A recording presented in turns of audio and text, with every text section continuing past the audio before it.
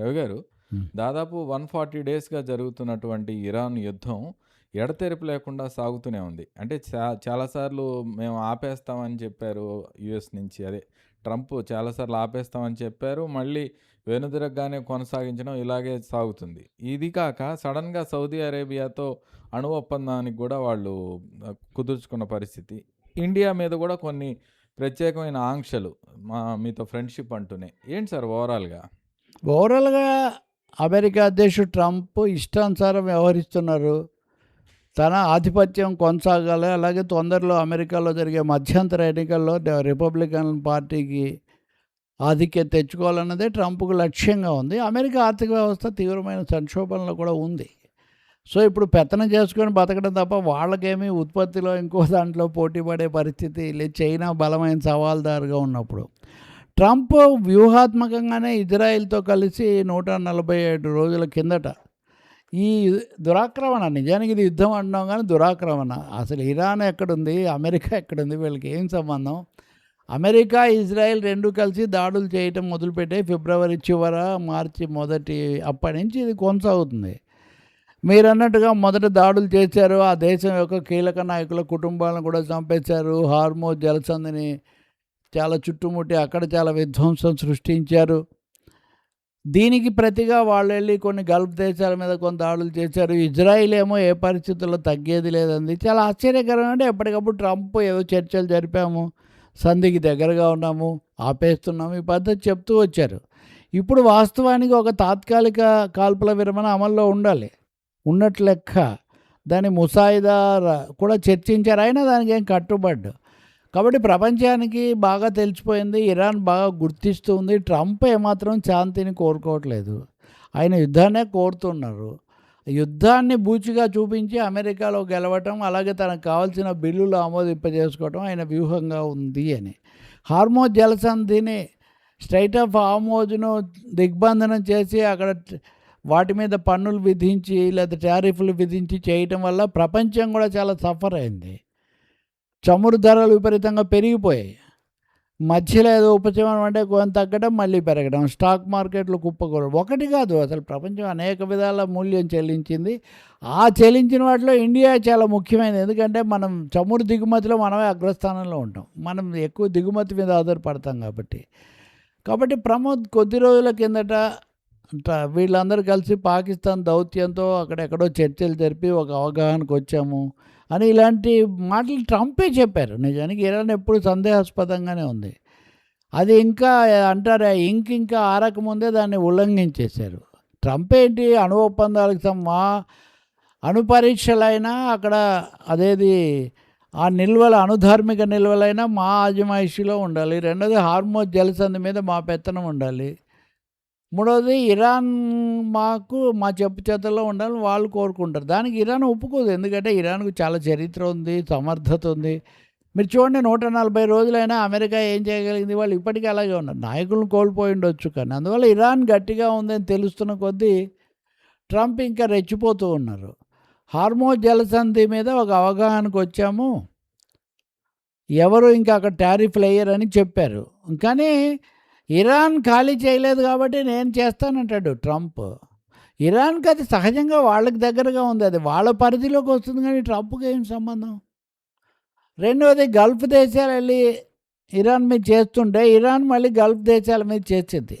అంటే బహ్రెయిన్ కానీ, లేకపోతే కువైట్ కానీ, సౌదీ అరేబియా, ఇలాంటి దేశాల మీద చేస్తే ఆ దేశాలు ట్రంప్ తప్పటి, నీ వల్ల మేము దెబ్బతింటున్నాము, నీ స్థావరాలు తెచ్చి ఇక్కడ పెట్టావు, వీటికి మీద టార్గెట్ చేసి ఇరాన్ వేస్తే మేము నష్టపోతున్నామని.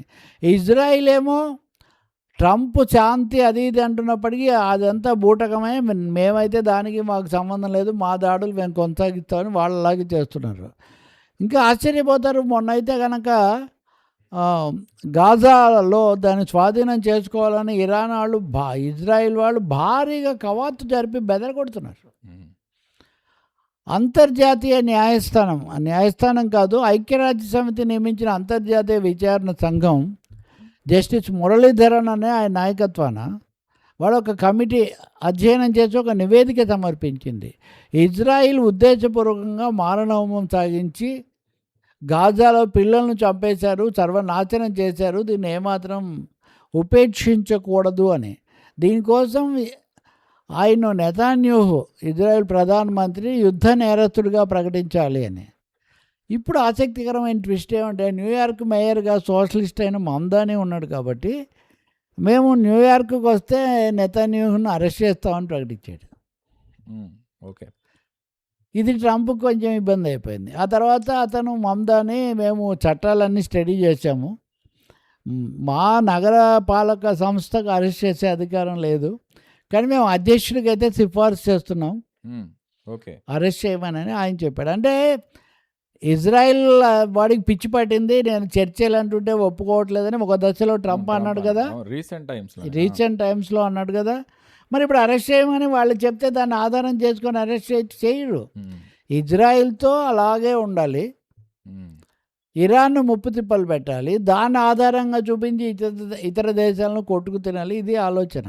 ఈ క్రమంలో మీరు అన్నట్టుగా సౌదీ అరేబియాతో పౌర అణు ఒప్పందం, సివిలియన్ న్యూక్లియర్ డీల్ అనేది కుదుర్చుకున్నారు. ఇది 312 అంటారు నిబంధన కింద. ఇది భారతదేశంతో కూడా కుదుర్చుకున్నాము, అప్పుడు అందరూ వద్దన్నారు కదా వామపక్షాలు, కుదుర్చుకున్నారు. ఇంతవరకు మనకు ఒరిగింది ఏం లేదు.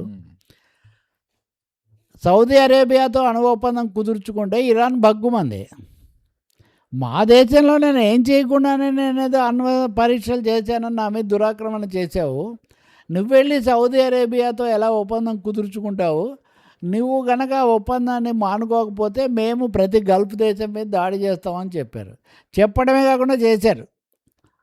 దీని మీద 2-3 దేశాల మీద, వాళ్ళు బహ్రెయిన్ మీద, వీటి మీద చేశారు. తర్వాత ఇరాన్ మద్దతు ఉన్నటువంటి హైతీ తిరుగుబాటుదారులు ఉన్నారు, వాళ్ళకు ఇరాన్ సరఫరా హెల్ప్ చేస్తుంటుంది. ఈ హైతీ తిరుగుబాట్లు కూడా వాళ్ళు కూడా వచ్చి సౌదీ నౌకలను బాగా నష్టపరిచారు. ఈ విధంగా సౌదీ అరేబియాతో ట్రంప్ కుదుర్చుకున్న అణు ఒప్పందం వల్ల యుద్ధం ఇంకా కొంచెం తీవ్రమైంది. ఇజ్రాయిల్కి కూడా ఇది ఇష్టం లేదు. ఎందుకని, సహజంగా అరబ్ దేశాలకు ఇజ్రాయిల్కి ఒక సమస్య ఉంది కాబట్టి, అబ్రహాం అగ్రిమెంట్ అంటారు కదా. కాదు, నేను సౌదీ అరేబియాతో ఒప్పందం కుదుర్చుకున్నప్పుడు మీరు అబ్రహాం అకార్డుకు కట్టుబడాలి, ఇజ్రాయెల్తో కూడా సంబంధాలు పెంచుకోవాలని నేను షరతు పెట్టానని ట్రంప్ అంటాడు. మాకేం సంబంధం లేదని వాళ్ళు అంటారు, వీళ్ళు అంటారు. ఏదేమైనా కానీ సౌదీతో ట్రంప్ ఈ ఒప్పందం చేసుకున్న ఫలితంగా ఇరాన్ యుద్ధం మరింత తీవ్రతరమై కూర్చుంది. అది ఇంక మళ్ళీ వెనక్కి పోయే పరిస్థితి కనిపించట్లేదు. ఇరాన్ వాళ్ళు అయితే బల్లగుద్ది మాకు నమ్మకం లేదు వీడి మీద, ఎప్పుడు చెప్పేది ఒకటి చేసేది ఒకటిగా ఉంటుంది, దీన్నంతా సమయంగా వ్యవధి తీసుకొని మా మీద మరింత ఉచ్చు బిగిస్తున్నాడని వాళ్ళు చెప్తున్నారు. అందువల్ల రాబోయే రోజుల్లో వెంటనే ఇప్పుడు చమురు ధరలు అంతకుముందు కొంచెం తగ్గుముఖం పట్టినవి కాస్త $72 వచ్చాయి ఒక దశలో, ఇప్పుడు $100 దాటిపోయి $102. సో ప్రపంచానికి చమురు షాక్ కూడా మళ్ళీ రాబోతుంది, ఇంకా మనం శాశ్వతంగా సిద్ధం కావటం మంచిది అన్న వాతావరణం కూడా నెమ్మదిగా వస్తుంది. ఇదే కాకుండా ఇండియాని టార్గెట్ చేసి భారతదేశం నుంచి జరిగే ఎగుమతులంట అవి ఫోర్స్డ్ లేబర్, బలవంతాన పని చేయించి హక్కులకు భంగం కలిగిస్తున్నారంటే వాళ్ళు ప్రపంచం అన్ని దేశాల మీద దాడులు చేస్తారు. ఈ పేరుతో 10% టారిఫ్ వేశారు. భారతదేశం మొదటి నుంచి ఫార్మాస్యూటికల్స్ మందులు చౌకగా తయారు చేస్తుంది, అందులో జనరిక్ ఔషధాలు అమెరికన్స్ బాగా వాడతారు. ఇవి ఎక్కువ వచ్చి మా దెబ్బతినిపోతుందని వాటి మీద భారీగా టారిఫ్ వేస్తానని ప్రకటించాడు. ఇట్లా ఒకటి కాదు, ఇండియాను కూడా హౌడీ మోడీ అని అనుకుంటూనే వరుసగా టారిఫ్ల వర్షం మన మీద కురిపిస్తూ ఉన్నారు. ఈ విధంగా ప్రపంచ దేశాలు చైనా, రష్యా, చైనా నిలదొక్కుందని ఇవన్నీ ఒకవైపున కనిపిస్తుంటే చైనాకి బాగా శత్రువుగా ఉండమంటాడు ఇండియాను. ఇండియాకి ఒకటి అర్థమైంది, ఇండియా ఇక్కడ స్మార్ట్ గేమ్ మోదీది. మనీలాలో మొన్న చైనా మంత్రి వాంగ్తో మన జయశంకర్ సమావేశమై మనం కలిసి ఉండాలి అని అనుకున్నారు, ఓకే. కానీ అదే సమయంలో అమెరికా భాగస్వామిగా ఉన్న క్వాడ్తో కూడా ఇండియా సమావేశం అవుతుంది. కాబట్టి ట్రంప్కు దగ్గరగా అనుకూలంగా మోదీ మెలగాలని ప్రయత్నిస్తున్నప్పటికీ ఆయన మటుకు ఏమాత్రం ఉపేక్షించకపోగా మన మీద రకరకాలైన విధింపులు, భారాలు వీటికి పాల్పడుతూనే ఉన్నాడు. ఇరాన్ అయితే ఇంకా నేరుగా అసలు యుద్ధ జ్వాలల్లోంచి ఎలా బయటికి రావాలి, దీర్ఘకాల యుద్ధానికి ఎలా సిద్ధం కావాలి అని వాళ్ళు సన్నాహాలు చేస్తున్నారు. యాహ్!